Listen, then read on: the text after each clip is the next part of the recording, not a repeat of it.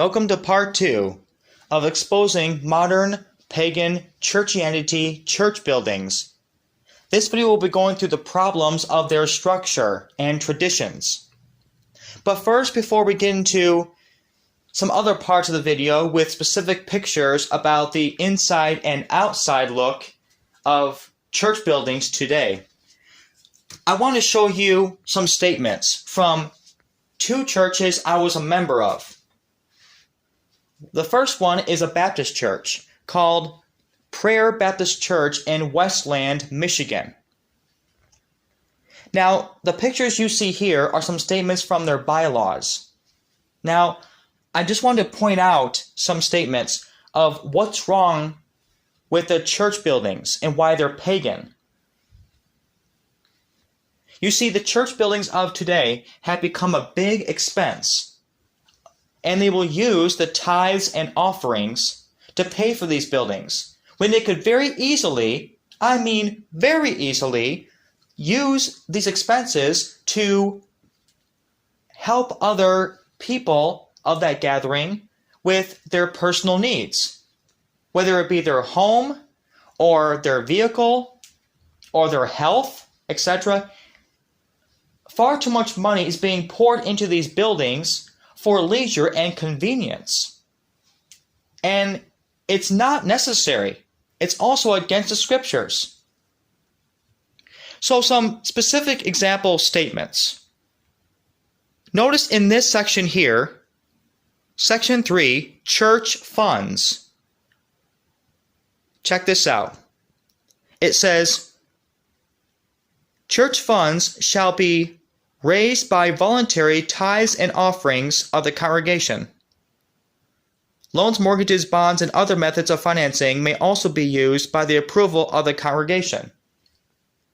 Raised by voluntary tithes and offerings, Now, in section 2, it talks about the duties of a member.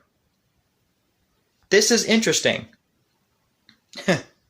To cherish a brotherly love for all members of the church, to support the church in prayer, tithes, and offerings, and with other financial support as the Lord enables.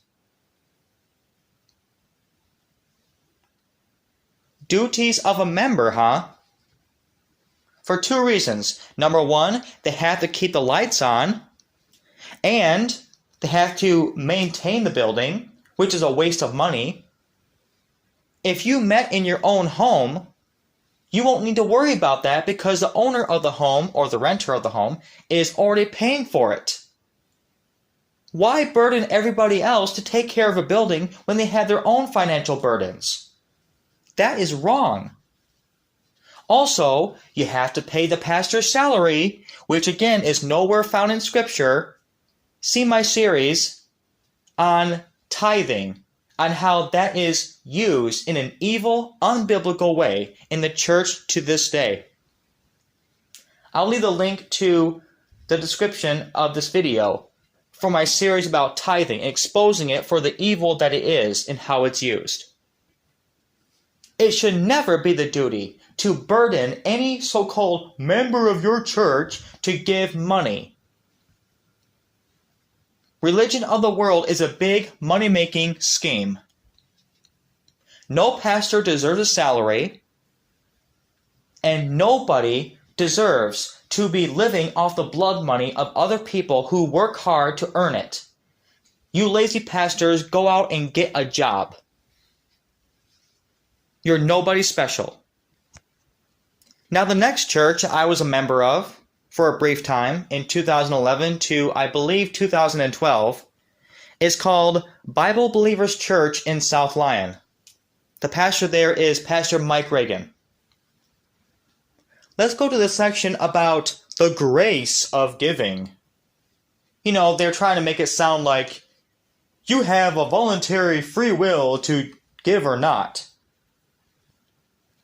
But watch carefully how they craftily word this statement. We believe that every Christian, as a steward of that portion of God's wealth entrusted to him, is obligated to support his church financially. We believe that the biblical model of giving begins with a tithe, but that every Christian should give other offerings sacrificially and cheerfully to the support of their local church, the relief of those in need, and the spreading of the gospel. Where is that in Scripture to support a church building? It's not there. Obligated, huh? Well, Bible Believers Church in South Lyon, that's not the grace of giving, is it? If you're going to say that they're obligated to, somebody is pocketing the money. Why are we obligated to give to your church? Your temple building? Is it because we had to pay your salary, Pastor Mike Reagan? We got to pay your salary, right? Also, we have to keep the lights on. But that sounds really deceitful and crafty to call it the grace of giving, but to say that we're all obligated to support it. Something definitely not right about that. Oh, this is the exact same crafty, deceitful statement section. Whether it was done deliberately by a group of people or just by one person who was in charge of it, I don't know. But check this out. Section 3.02, duties of a member. So they call it the grace of giving. Now they're going to call it a duty. On becoming a member of this church, in addition to the statement of faith in Article 2, Section 2.01, each one further agrees to love, honor, and esteem the pastor and to pray for him, to recognize his authority in spiritual affairs of the church.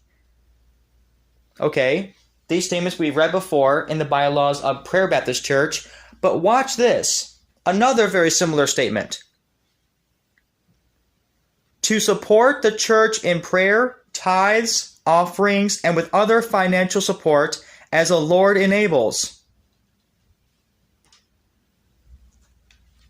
So, we have a duty of being a member, huh? Again, I'm just going to say this. Not only do we have to keep the lights on, but we have to pay the pastor's salary. Why is he so special that he gets a salary? And I'm saying that to every pastor. Why are pastors so special that they get a salary? To live off the blood money of the congregation. Why is he so special? He's not. And any pastor who's going to preach on tithing and giving for more than 15 minutes, but you can easily teach tithing in about 5, is a crooked thief.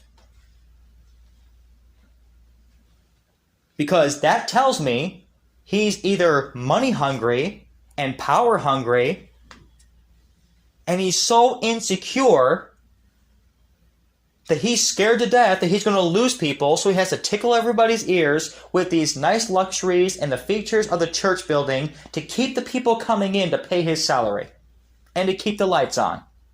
Don't you kid me, man. I'm just saying, any pastor who's going to preach on giving in a series of messages or sermons is a crook. Again, I tell you pastors, go out and get a job. Quit living off the blood money of these people who work hard to earn their money.